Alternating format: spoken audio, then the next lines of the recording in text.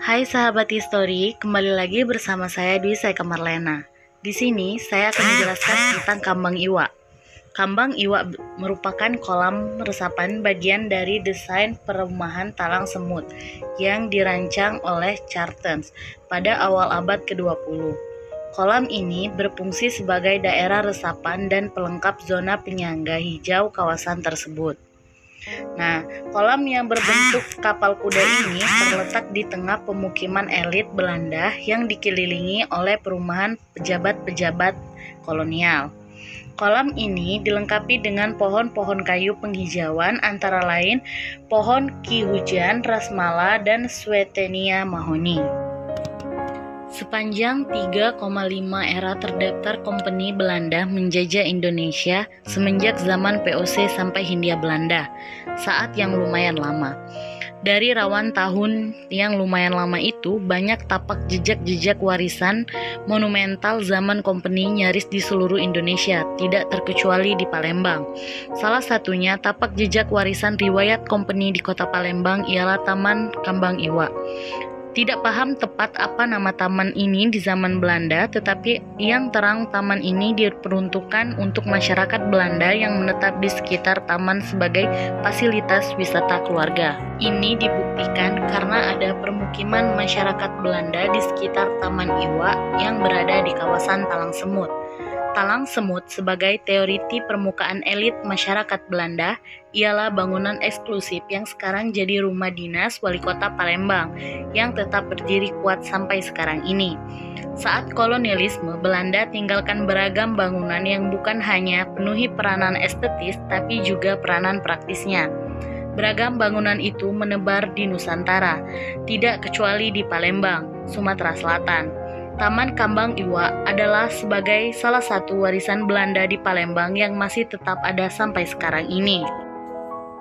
Taman Kambang Iwa sebagai taman kota yang telah ada semenjak tahun 1900-an ini, yang awalnya dibuat untuk orang turunan Belanda sebagai tempat olahraga, mempunyai danau pada bagian tengahnya.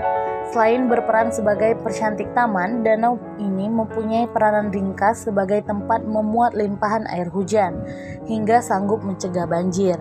Secara harfiah, nama Kambang Iwa datang dari bahasa lokal yang bisa disimpulkan sebagai kolam ikan.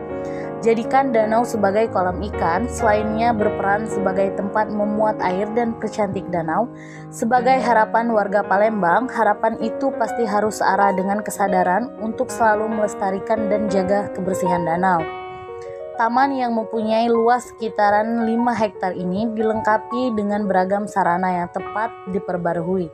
Sarana itu diantaranya seperti taman bermain anak, tempat duduk, keran air yang langsung bisa diminum, sampai sarana hotspot gratis untuk mereka yang ingin terhubung internet.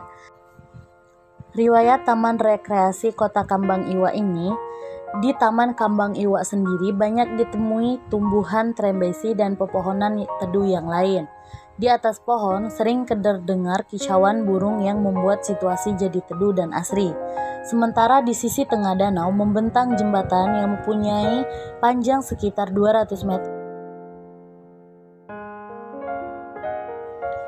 Riwayat Taman Rekreasi Kota Kambang Iwa. Bantaran danau di Taman Kambang Iwa banyak ditemui tumbuhan trembesi dan pepohonan teduh yang lain.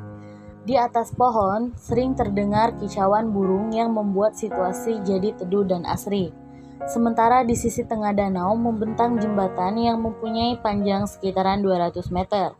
Jembatan itu memotong danau dan menyambungkan Jalan Tasik dan Jalan Sutomo yang ada di seberangnya. Saat malam hari pun Taman Kambang Iwa tawarkan panorama cantik karena ada air pancur di tengah-tengah danau. Apalagi pancuran lampu membuat air pancur itu kelihatan lebih eksotik. Baiklah, itulah video singkat dari saya mengenai Taman Kambang Iwa di Palembang.